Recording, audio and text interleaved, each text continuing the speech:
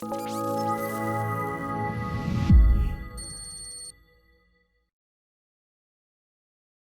morning, data leaders. Paul here, and today we're with Jane Urban, who is the Senior Director of Commercial Data Management and Strategy over at Takeda. Great to have you with us. Yes, thanks for having me. To start with, just tell us a little bit about yourself, Jane. Sure. Yeah. So I lead the commercial data function for Takeda in the US. And commercial for a pharmaceutical company is really everything after the FDA approves a product. So this includes our medical, patient services, managed markets, and then also sales and marketing teams, all the data they need. And we work on both the kind of strategy of what data to get and why, as well as actually executing on that strategy and getting the data in. And then mastering it. We also have a master data management team. So it's a broad remit of folks on my team. Awesome. And you've been with Takeda for about 6 years now. What have you been up to before then? Yeah. So this role I've been doing for about 2 years. Before that, I actually got this very unique opportunity to work on the integration of Takeda purchasing Shire and the commercial operations functions that both companies had, kind of helping to integrate them together. So really unique perspective, really unique opportunity to look at all of the different commercial operations functions more broadly, and then also obviously find a need for more support for data, which is where I ended up focusing in 2020. And then before that, even at Takeda, because 6 years, I've done 3 totally different things. My first sort of stint at Takeda was to build out the data infrastructure for one of our flagship products, Entyvio, which is a really amazing drug for folks with Crohn's and colitis. So it's kind of a biologic with a relatively large patient population and needed a lot of infrastructure build out with data just because different kind of product for Takeda to launch. So really great opportunity to build and grow a team there. And then more recently built and grew a team with the data function that I lead now. So a couple different chances to build and grow, which is kind of my favorite. So been very lucky with the different opportunities I've had at Takeda for sure. Yeah, brilliant. I'm sure we'll talk about the challenges that came with the merger and with building out that data infrastructure later on. Yes. Just talking a bit more general to start with, though, how do you see data analytics today? Just in as we sit here in August 2022, what do you think about the state of the data function in big businesses from your experience?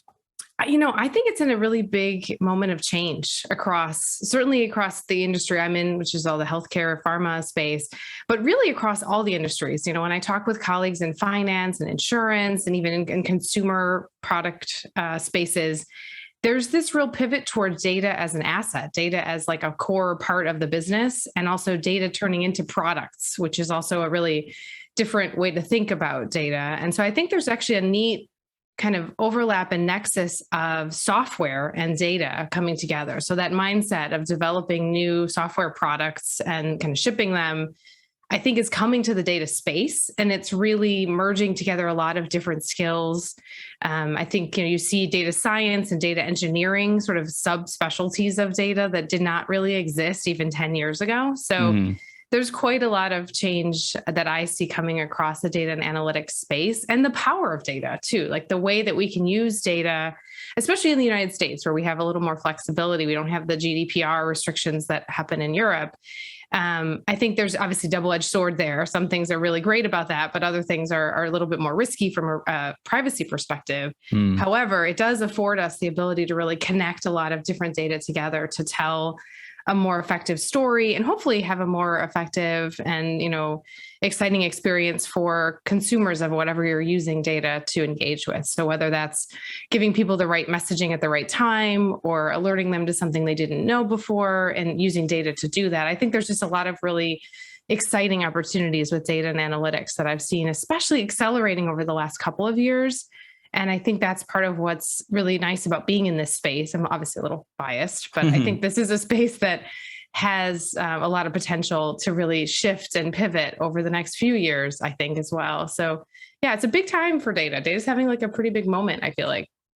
And with that in mind, where do you think are the biggest opportunities for aspiring data leaders to really leverage the data as an asset, as you mentioned? Yeah. I think the first thing is actually a bit of I think selling and hype for data in an organization. I know a lot of the folks that I speak with who are in similar types of roles trying to build a data function, they have to kind of sell it to the senior leadership, especially folks who maybe haven't used data as much as a tool in their toolkit. So if you have senior leaders who kind of had more of a non-data driven way of working, and you're trying to ask them to use more data to make decisions, there's a bit of skepticism there. So I think that's part of the first step, is really making sure that you have that senior leadership buy-in and support, because this is a change management exercise above all. It's really about people and process first, and then the technology that's going to come with data is coming. But I think if you don't start with the people in the process, it won't really matter which technologies you go after. It'll be challenging for you to use. So that's what I would say is, unfortunately, which is hard with data people,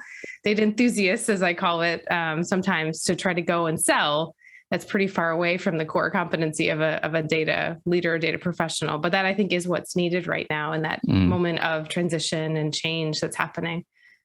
Yeah, and I think what you're touching on there is the changing of the language around data, right? And this is something we talk about quite a lot here at the Data Storytellers, specifically when, for example, with data literacy versus data fluency.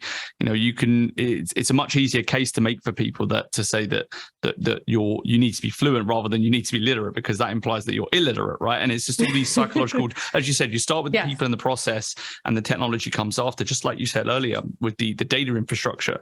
You mentioned teams, which you think that obviously, of course, you work with people on these technological changes, but the people side is still at the heart of that. So, a lot of great stuff. And you mentioned getting the right message at the right time, and selling and hyping it up. And again, this is what we love to talk about here. So, what do you think are the best ways for data analytics leaders to gain more influence within the business?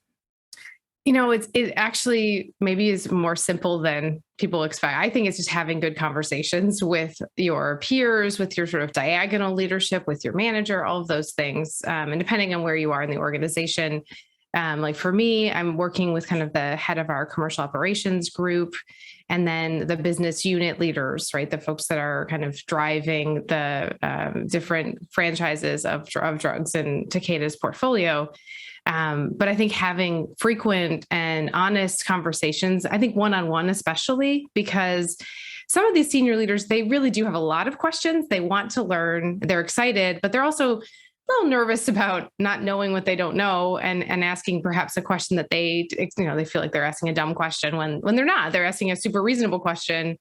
So that's something I think I've spent a lot of time just talking with folks, helping them feel comfortable with what are we talking about with all this? Because there's a lot of jargon, there's a lot of terminology in the data space. And so I tend to use a lot of metaphors. I'm partial to metaphors around cooking and food.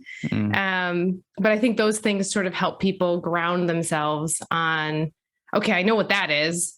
I know you're telling me this is like that. And that's just really helpful to kind of anchor folks who maybe haven't had experience with data. Yeah, absolutely. And I think that with the storytelling techniques that you mentioned, metaphor, allegory, selling, pitching, essentially, it's a very useful skill for anyone to have. And if we took it to the ground level, when you have these conversations with senior leaders, what kind of qualities do you bring there? Do you tend to go in with humility, with a bit of courageousness, assertiveness, maybe a sprinkling of all of these, or something else?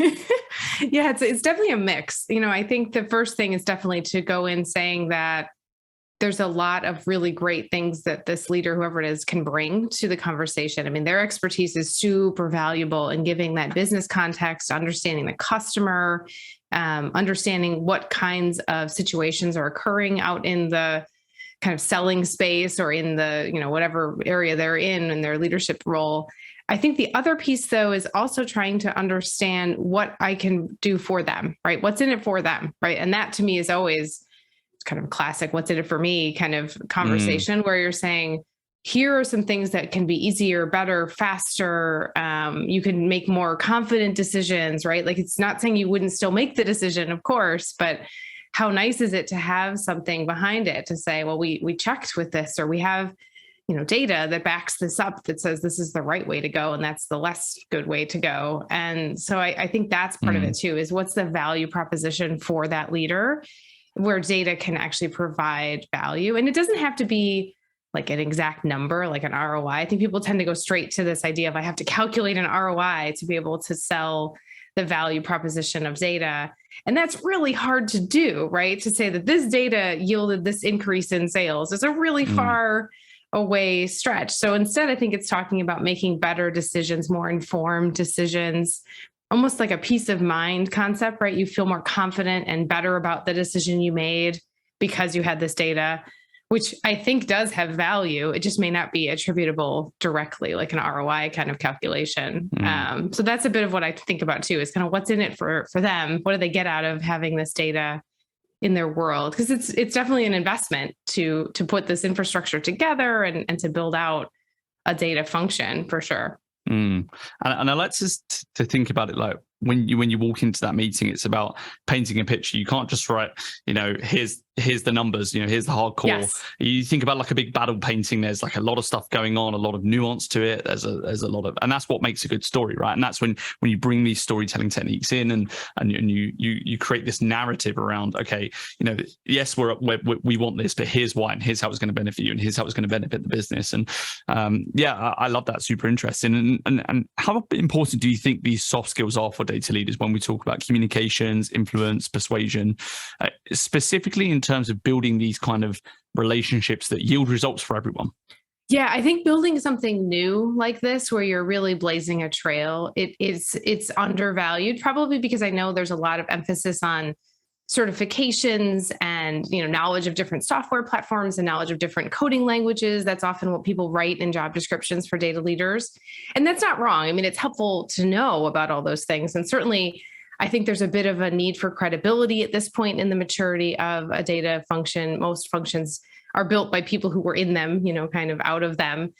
However, I do think there's, just like any other function that has evolved and is matured, if you look at, finance, or HR, or other operational functions, or even marketing and sales, those sorts of functions, eventually leadership isn't as deep in the actual subject matter expertise levels, but is instead about, cross-functional partnership and the soft skills of selling the concepts and sort of getting folks on board with what you're doing. So I do think there's a pivot there.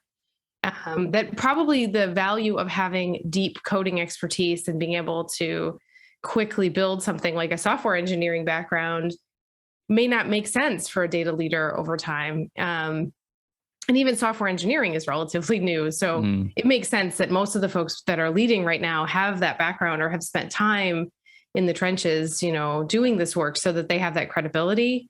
But you think about leadership in other functional areas, people move around, right? They do different things and they can pivot from different areas. So I see that as maybe the next journey of the maturity of the data function would be that you have folks who are not as data deep, but have an appreciation for data, have worked with it for a number of years from kind of the cheering sidelines, if you will. And now they're interested in helping lead a group of professionals. So I think in the beginning, it's definitely important to have soft skills, but I think it's more important to have that credibility right now. And then over time, I think it'll pivot toward more about cross-functional soft skill and maybe a little less about data expertise, just like every other function that's matured. There's, people can go into HR having been in a totally different area, and it's not that unusual, Yeah, and I think that works both ways as well. If you are a senior business leader, you need to have that open-mindedness and that humility to be able to accept what someone who's more technically proficient you were saying, right?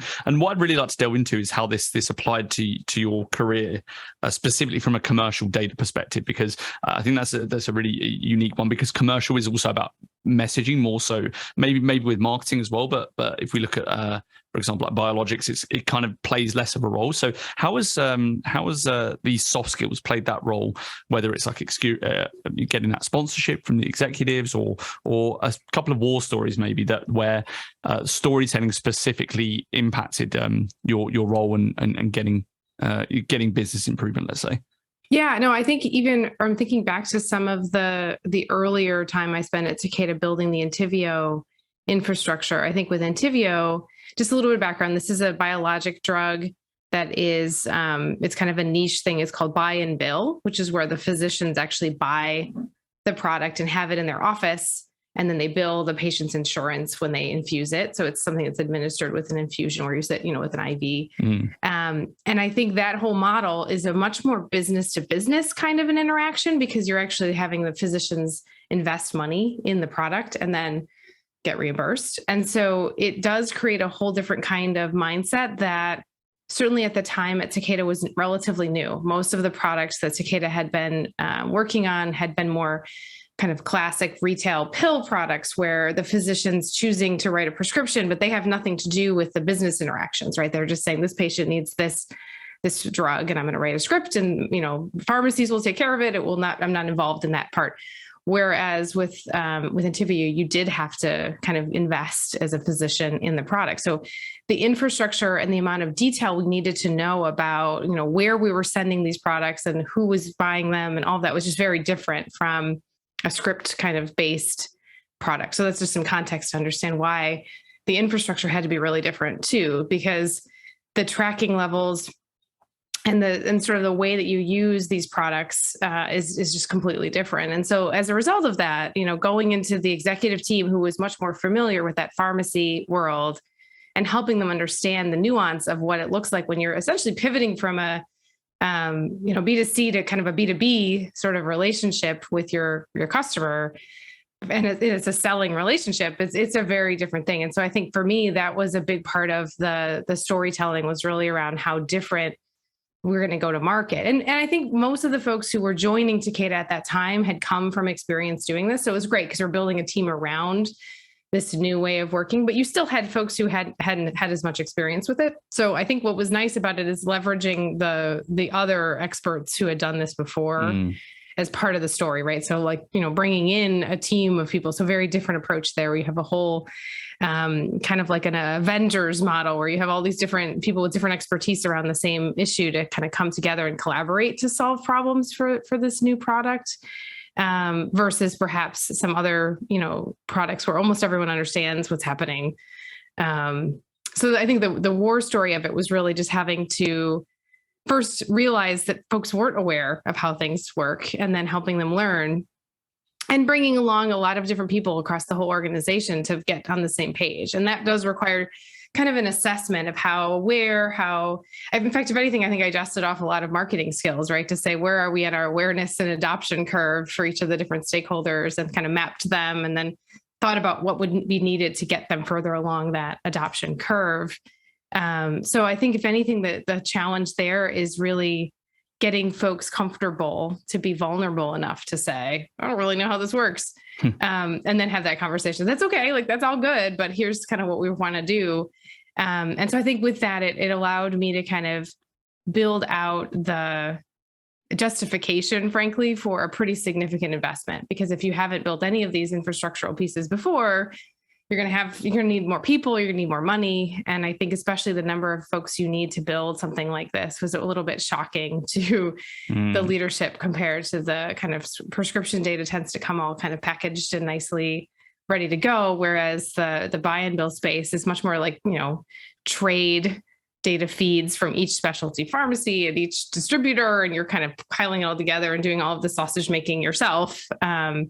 So I think there was a lot of really interesting kind of challenges there with data production, but control, right? You're building it yourself. So if you think about literally making sauce there, you have a lot more control over what ends up in the final product. Sausages from the grocery store, you just get what you get. And so I think there's actually some really cool value in that story and how to get people comfortable with the level of detail we're going to get into, right? To get the answer correct. Yeah, and this is a really good case study for how storytelling helped accelerate that harsh change, right, in the whole business model of that particular drug, right? And I really love that because this probably played a massive role during the Shire acquisition as well, right? Bringing on thousands of people and changing that whole organizational mindset. I mean, without going to the technical detail, I imagine the technology side is a whole other ballgame. But what were some of the big challenges from a data transformation perspective in terms of that onboarding? Right. Well, and I think what's also important with Takeda and Shire is they're both similar in size. And especially in the US, I think Shire was actually probably a little bigger than Takeda in the US because Takeda is a Japanese-based company. And so Shire was more pivoted toward the US. So the challenge I saw immediately was just that breadth of different go-to-market models across the different products. So Takeda had really like two, kind of this Entyvio model with the buy and bill, and then the prescription model. But the Shire portfolio has this very unique set of products that included things like this plasma-derived therapy space, where you're actually collecting human plasma and then using it to make products. And then sort of, that's like a whole supply chain, totally different thing, where your supply is based on humans and donations. And so that's one other model. And then there were some mix of lots of different kind of rare disease products that are a couple hundred patients taking the product. So just very different way to go to market when you're only talking to a few hundred people.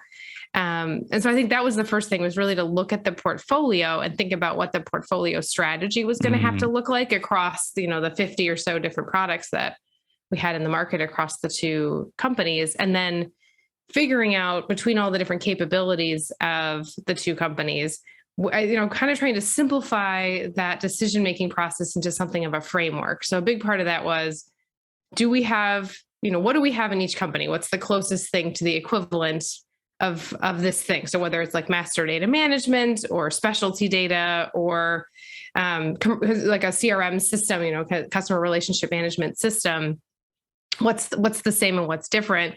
And in a lot of cases, there were some pretty strong similarities. You'd imagine people come to the same conclusion, they end up with the same kinds of products and solutions for the same problems.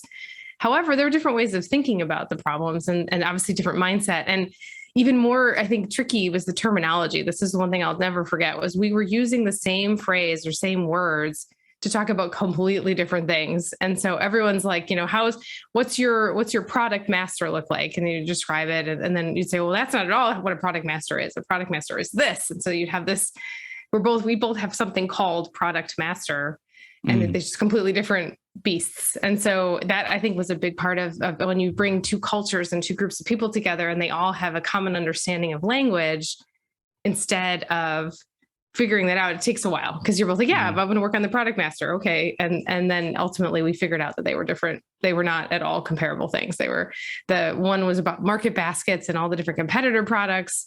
The other was more about the products that were being sold by the company. So they just weren't the same thing. And so I think there's some of that learning from really drilling in. And I do this now in every context, where I say, when you say, operating model or something that has a component of vagary to it, just describe to me what that is, so I understand what you're talking about when you say that thing. And so that for me has actually been something I use all over the place since then, as a really valuable tool to really absolutely double check that I understand what the other person's talking about. And it's actually pretty incredible how often words, and even, when you talk about stakeholders, like when you say stakeholders, who are you talking about? Which stakeholder group are you describing? Is it external, customer people? Is it other people inside of our company? Is it just people within our team? So I think there's a lot of opportunity with integration to clarify just language. And then obviously from there, learn about the different processes. But we tried to build a lot of our framework around what is basically identical, and we just pick one or the other thing. What is, really better on one side or the other? In some cases, there was something that was just way better and everyone was happier with it on the Shire side or the Takeda side. So we just, great, let's just go with that. Let's just choose that one. And then there were some where nobody was happy with what they had currently. And so that was where we really focused our effort to say, I guess we need to build something new because nobody's happy. And so that's, I think, where we spent the bulk of our time, right, was building the new things that were probably the most painful on both sides. They'd always been annoying. So it's kind of that when you're moving into a new house, right, you're going to have to figure out which things really annoy you about the new house that you really, nobody likes it. Let's just tear it out and put a new one in or whatever. And so that was where I think a lot of the work went into. And of course, those things tended to be more infrastructural, data related technology things, right? So data warehouses, master data management systems. Those were the things we focused on and spent the most effort on, just because they often are not as satisfying on both sides. So it was an opportunity to really gut out that bathroom and rebuild it once and for all kind of thing. So that was a lot of the journey, but I think the terminology was the thing that stuck with me the most, like really asking people, describe what you mean when you say this word so that I am on the same page as you, because I have a mental picture of what that word means and it might be completely different than what you think it is. Yeah, and this is just a hallmark of good communication, is actually dialing it back and making sure that everyone's initiatives are embraced and understood in the right way.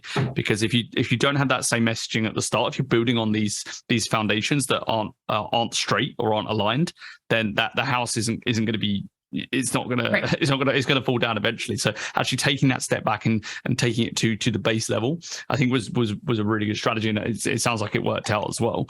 So another question I have, which kind of like I do like to ask this on most of the shows because everyone has a different answer. What do you think actually defines the word data drivenness?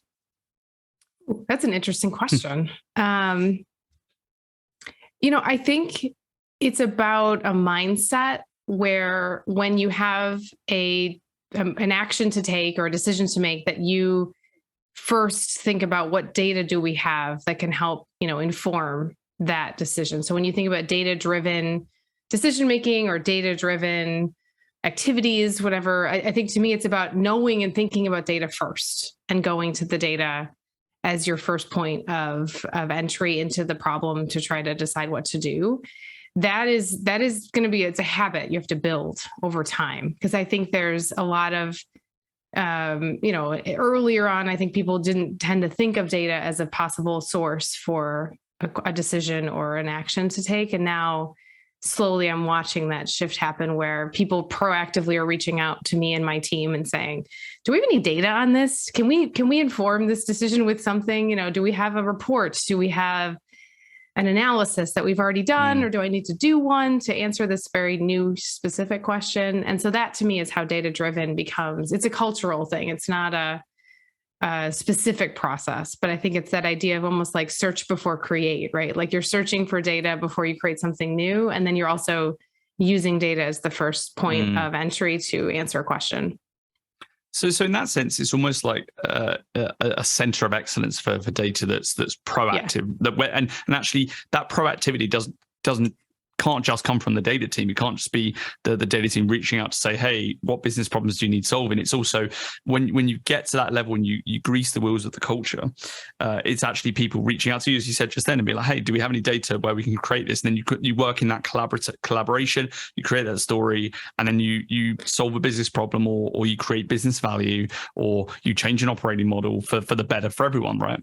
Yeah, so I think that's when you know it's working, is when people reach out to you and say, I was in a situation where I had to make a decision and I realized I'd like your help, right? I want a collaborative partner from the data team to help me make this decision. Like, I think that's the proof in the pudding, right? That you actually see people come to you rather than you having to proactively reach out to them. And I think that's what we, certainly in the last, I'll say 6 months to a year, as we've kind of matured as a team, we see more and more examples of that, where the team is business leaders, marketers, salespeople even are pinging my team and saying, I think I need some data to make this decision. I want to use data to make my decision.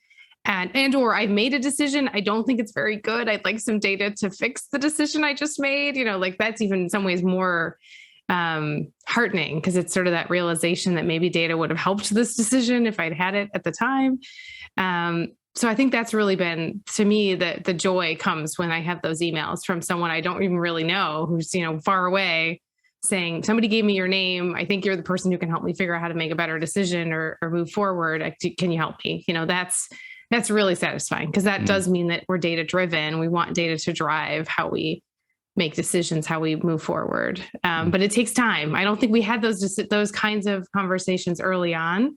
Most of the time, people either they knew they had some data and they'd use it, or they didn't even think of data at all as a possible source for how to make a decision. So it takes, I would say, at least a year plus before we started to see that happen. A lot of these, any kind of change of behavior is going to take a long time. But the cool thing is now we have these examples and stories that we can then share with other folks as we go. And I think it's really important to take that moment to kind of honor a cool moment with data where you made a decision with data and it helped and it was better. And sometimes I think we're moving so fast to the next thing that we don't tell that story and take that time. So that's what I would say from the kind of the proof you get is when people are coming to you with concern or question. That's very exciting to me.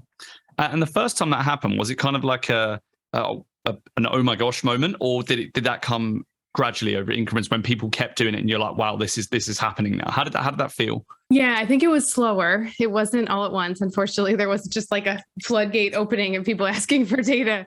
But I do think what was happening is there's a bit of that, flywheel effect, right? Where you get someone who comes in a little unsure whether they're going to get any value out of asking for help, but then feeling more than satisfied with what they've gotten from the team. And then they tell other people. And so pretty soon, a couple people that they know are coming and saying, I heard from this person, this is valuable, and so on. And so there's this nice snowball effect that we're seeing now where, and I think even more exciting is people who had historically had nothing to do with our team slowly saying, maybe there's something here. Maybe it's worth switching and asking for help. Maybe this will make my project easier, or, whatever it is. And so that I think is also really exciting to see the slow and steady increase in excitement around data. And I think the degree to which our team is starting to be almost like, co-branded with data is actually not an accident, right? Even if it simplifies things for people, there's the data team, that has its baggage, right? Because anytime anything goes wrong with any data anywhere, I also get a call. But I think it's worth it to have that excitement and joy and people seeing data and seeing it and saying, oh, that's the data team that made that happen too. So it's you always have to deal with that as well. But I feel like it's made a nice impact on kind of the way people make decisions, the way people see data in the solution set for a problem. It's just very satisfying to see that happening. Yeah, and with moving too fast, I think that's a really key point to make, and I just want to make a comment on that, because I think that when you do move too fast, it reminds me of this stat I read years ago, whether it's still true or not, is that one bad review, it takes you like 12 or 13 good reviews to that's how the customer reaction balances out. And that's the same with the data function, right? If you have one bad project, it's going to take you way more projects to actually regain that trust. And I think trust is a huge part about what we like to talk about here. So what have you found that are the best ways to build and facilitate trust? Sure. Well, I think, first thing I'll just, one of my favorite trust metaphors that I use often is that you build trust in teaspoons, but you lose it in buckets. So when things go wrong, to your point, it's like you just knocked the trust bucket over, and now you got to get out your spoon and then start shoveling back into the bucket. And so I do think that's something I talk about a lot with my team when we have one of those bucket dumps, and they happen. I mean, data is just kind of by its nature, sort of chaotic and entropic. And so you always have something going on. Like, I think that's just realistic to say there's always going to be a file that doesn't load right or whatever. But when you try to build trust, to me, it's first immediately saying, hey, this didn't work. There's something wrong. This is broken. That transparency is so key to getting things back on track, because if you have people feel like you're not being honest with them about the problem itself, then you're digging the hole deeper and probably dumping another bucket over and kind of causing more problems. So I think that's the first thing I always tell my folks is just acknowledge the problem is real. No one's making that up. You're right. That isn't working, or that file is wrong, or that number looks wrong. You're right. And then I think also saying we're going to seek to understand what happened. We're going to get to the root of why this happened, so that ideally it never happens again. I would say that's one of my biggest pet peeves is when you find a mistake and you don't go back and figure out why it happens and actually, mediate that issue. So that a couple of days later, or a week later, or a month later, whatever it is, the same exact thing happens, then I'm a little bit more frustrated with the situation, because it feels like we could have prevented that particular. I mean, there's going to be something new and exciting. There's always a new way to have something go, wrong, but let's not repeat. We've got enough problems, and to repeat the exact same issue another time, so that's something I think for me has been a mantra of how I build that trust, is to say, you're right, this is not working. We're going to get to the bottom of it, and we're going to put something in place that will prevent that thing from ever happening again. And then from there I say, but I can't promise that something new and exciting won't happen, tomorrow. Like, I don't know, but at least I can tell you with confidence that that particular problem is dealt with. And so that's sort of how we slowly build back from things that go wrong. And you certainly have moments where things really don't load or don't work, and helping people understand a little bit of the nitty gritty is also helpful. I tend to actually give a little detail, like there was a piece of code that didn't run right, or, this timed out or something, enough that people say, okay, so it is something technical that I don't want to know, but I'm glad you're on it and you figured it out, So I think that's a big part of it too, is that transparency, and then ideally remediating it in a way that it never happens again. So. Yeah. And just tying back in, you mentioned that there's now a really good relationship between data and the rest of the business. How did you approach the educating the organization in terms of letting the rest of the organization know you guys exist and you can solve XYZ problem, or you can help them with YZ? Yeah. I think part of it is consistent messaging. Like this, again, it goes back to my marketing from my MBA. I think I draw from that more than I expected. We have what I call a walk around deck, and it's just a few slides, like 4 or 5 slides that explain who we are, why we do what we do, what the impact is, and then a little bit of like who to go to for what kind of thing. So that when you do have an opportunity to meet a new stakeholder, and my leadership team has been kind of practicing and training on this too. So I've got a nice little group of folks who can all say the same messaging. It helps, I think, to have that 4 or 5 slide deck as an intro to any new employee, to anybody who is coming into the team. Any new hires on my team get that information right away. And so that consistency of just the first couple slides, especially around our mission and vision, have not changed in 2 years. They've been exactly the same. And that's on purpose. It would take a lot for me to change them, because hopefully we set up a mission and a vision that lasts several years. It's not, quarter by quarter or something. So I think that's one way that you can help get the stakeholder community, the data enthusiast community, aligned with what you're doing. If you're just really consistent, data as a strategic asset, I must say that over and over and over.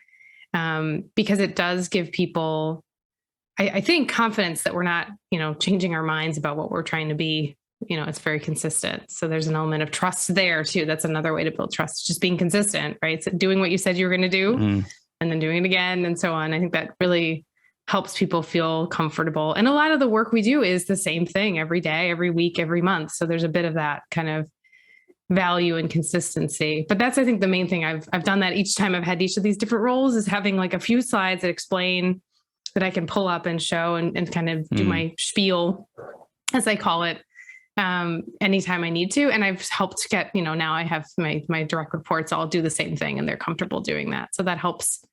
There's a few more people who can do the spiel in the organization as we grow. But that is, to me, unfortunately, there's no easy button for that one. You have to just kind of tell people what you're doing and tell them again and tell them again. And slowly they kind of remember it.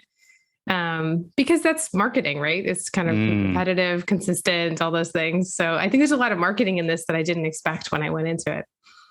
Yeah, absolutely. I like to treat that like it's so short as well, 4 to 5 slides, and it's the elevator pitch, right? It's to create intrigue and to get people thinking on their own, and then get more invested in data. So a question, again, another one I really like to ask is, how do you see your role in the business, your current role, let's say? Are you a firefighter? Are you, a data champion, an evangelist, all of this, something else? It does vary day to day. It depends on what's happening. I think one of the things I often say is I see myself, for my team anyway, as kind of an umbrella. I tend to try to protect them from the sort of distractions or things that shouldn't be on their radar screen, so they can really do excellent work. And I tend to try to seek out people who know way more than I do about whatever it is we're doing. So my whole leadership team has way deeper experience in each area than I've ever had. And that's on purpose. I'm very happy to have people who are smarter than me as my team. So my role is really to protect them and keep them from having issues that might slow them down or cause them trouble, or if they need resources, they need buy-in, that's kind of my role, is to help them with that. And then I would say the other part of my role is I'm the hype woman, I call myself, for my team.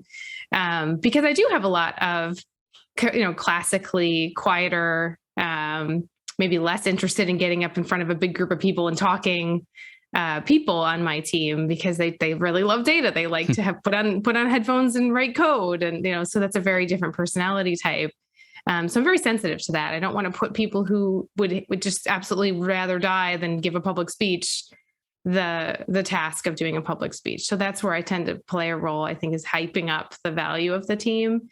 And I'm not so great about talking about my own things, but I'm so excited to talk about and brag about my team. I will do that all day long. So So that's really fun for me, is to go out and tell stories about what my team's been doing and the impact it's made. And I think they now know that they can give me that information and I will share it for them, and they don't have to share it, but then they're much more willing to tell me about what they've been working on because they are excited themselves.